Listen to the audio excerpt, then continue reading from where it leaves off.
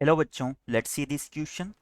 Let f such that n2 r and g such that n2 r be two functions and f of 1 is equal to 0.8, g of 1 is equal to 0.6, f of n plus 1 is equal to f of n cos g of n minus g of n sin g of n, and g of n plus 1 is equal to f of n sin g of n plus g of n cos g of n for n greater than equal to 1.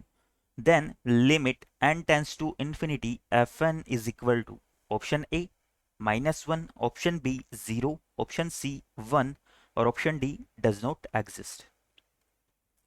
तो बच्चों इस question में हमें function f और function g natural number से real number के set पर define किए हुए दो फंक्शंस से। यहाँ पर हमें कुछ वैल्यूज दी हुई है, जैसे एफ ऑफ वन हमारा 0.8 के इक्वल है और जी ऑफ वन जो है हमारा 0.6 के इक्वल है। इसी के साथ हमें F of N plus one और G of N plus one भी डिफाइन किए हुए हैं for n greater than equal to 1 के लिए। तो हमें इस क्वेश्चन में limit n tends to infinity F n की वैल्यू फाइंड आउट करनी है। नाउ क्वेश्चन में हमें क्या दिया हुआ है, गिवन दैट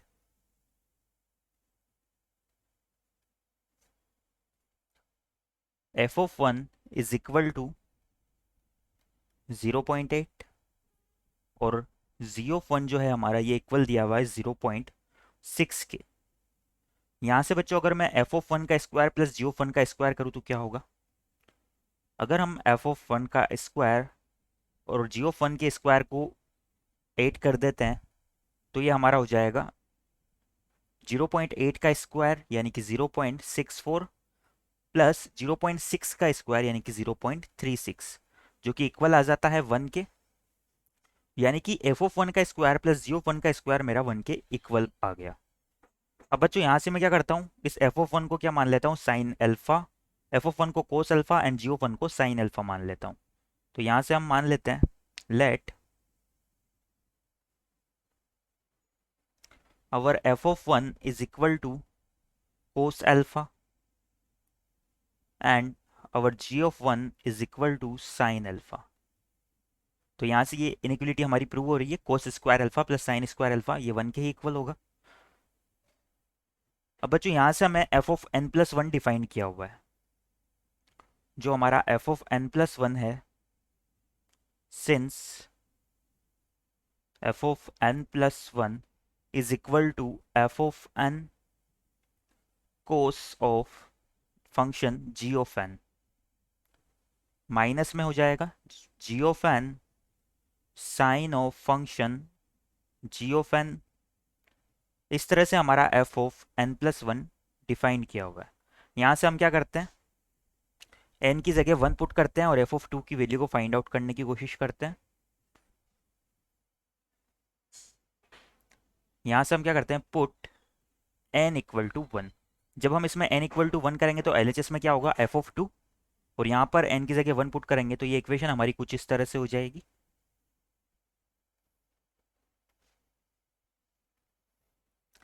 हमें एफ ऑफ 2 की वैल्यू मिलेगी, F of 2 is equal to F of 1 cos of G of 1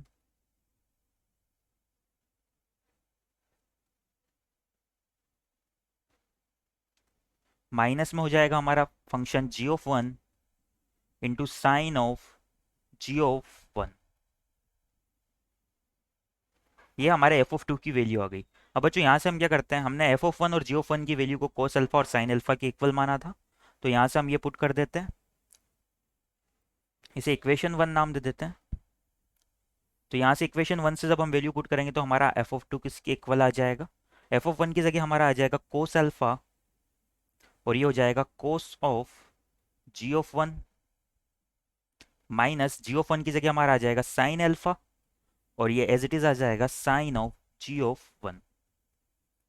ये हमने इक्वेशन 1 की हेल्प से लिखा है। अब बच्चों इसे हम ध्यान से देखें तो ये हमारा कोस ए कोस बी माइनस साइन ए साइन बी की फॉर्म बन रही है, तो ये हमारा डायरेक्ट रिजल्ट होता है कोस ए प्लस बी।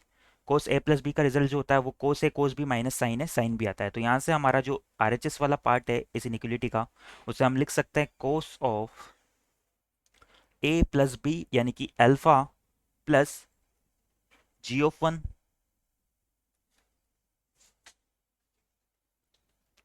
ये हमारा एफ ऑफ टू आ जाता है। अब इसी तरह से अगर हम F of three find out करेंगे तो एफ ऑफ थ्री में क्या होगा, ये जो हमारी F of N plus one का रिजल्ट है जो हमें क्वेश्चन में दिया हुआ है, यहाँ पर हम एन की जगह टू पुट करेंगे तो यहाँ पर हमारा एफ ऑफ टू होगा और यहाँ पर जी ऑफ टू बनेगा, और यहाँ पर हमारा cos of G of two minus sine of G of two बनेगा।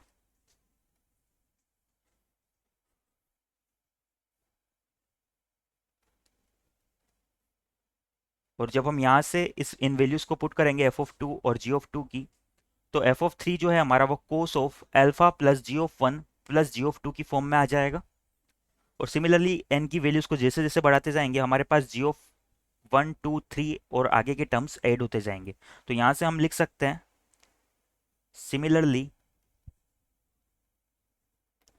जो हमारा लास्ट में F of N plus one होगा वो सिंपली हो जाएगा cos of alpha plus G of one plus G of two plus G of three and so on G of n. क्योंकि यहाँ पर एफ ऑफ टू में हमारा जी ऑफ वन तक आ रहा है तो एफ ऑफ थ्री में जी ऑफ टू तक आएगा, तो F of N plus one में ये वैल्यूज जी ऑफ एन यानी कि एक कम तक आएगी। ये हमारा F of N plus one हमें फाइनली मिल चुका है। हमें क्वेश्चन में limit n tends to infinity F of n find out करनी है।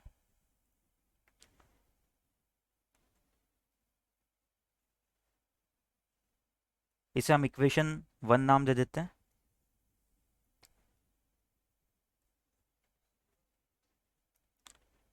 अब बच्चों यहाँ से हम साइन एक्स और पाई माइनस एक्स में कंपेयर करें, हियर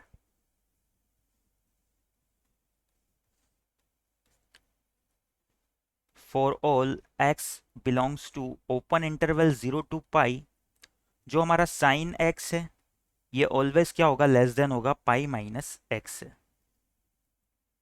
तो यहाँ से हम कंक्लूजन निकाल सकते हैं कि हमारा एक्स प्लस साइन एक्स क्या होगा, ये लेस देन होगा पाई से। इसे हम ग्राफ की हेल्प से भी समझ सकते हैं। सपोज ये मेरी वाई एक्सिस और ये एक्स एक्सिस है, तो साइन एक्स का ग्राफ हमारा कुछ इस तरह से होता है जीरो से पाई इंटरवल में। ये एक्स इक्वल टू पाई पर फिर से जीरो हो जाता है, x equal to pi by two पर ये अपनी मैक्सिमम वैल्यू वन लेगा और एक्स इक्वल टू जीरो पर जीरो होगा। Now sine of pi minus x की बात करूं तो ये लाइन एक्स एक्सिस को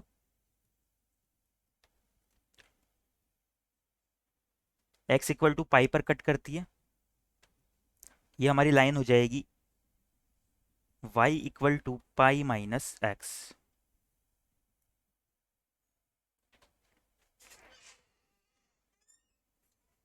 तो बच्चों यहाँ से हमारा जो x प्लस साइन एक्स है वो पाई से लेस देन आ जाता है। तो यहाँ से हम लिख सकते हैं कि जो हमारा alpha since x plus sine x is less than pi, therefore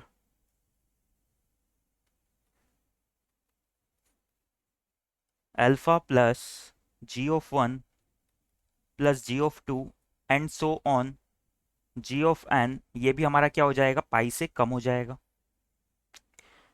अगर ये पाई से कम हो जाएगा तो हम limit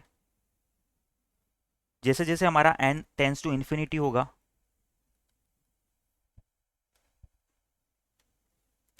as n tends to infinity, तो ये जो हमारा रिजल्ट है alpha plus G of one plus G of two and so on G of n, ये टेंस टू हो जाएगा हमारा पाई। अगर ये टेंस टू पाई हो जाएगा तो अब हमारी लिमिट की वैल्यू हम फाइंड आउट कर सकते हैं।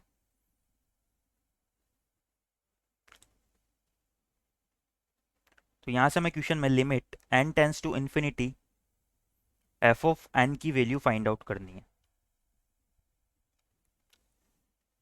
तो limit n tends to infinity F of one की वैल्यू को हम इक्वेशन टू से पुट कर सकते हैं। यहाँ पर ये इक्वेशन वन से हम एफ ऑफ एन की वैल्यू को पुट कर देंगे, तो ये हमारा आ जाएगा cos of alpha plus g of 1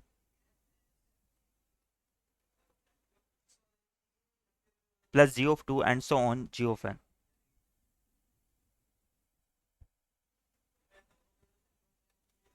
यहाँ पर n टेंस टू इन्फिनिटी पे ये वाला फंक्शन हमारा पाई के टेंस हो जाएगा, तो ये हमारा हो जाएगा कोस ऑफ पाई, और कोस ऑफ पाई की वैल्यू हमारी इक्वल होती है -1 के, यानी कि इस क्वेश्चन के रिगार्डिंग -1 हमारा आंसर हो जाएगा। एक बार हमारे ऑप्शंस देख लेते हैं हम। तो इस क्वेश्चन के रिगार्डिंग हमारा ऑप्शन ए -1 करेक्ट हो जाएगा।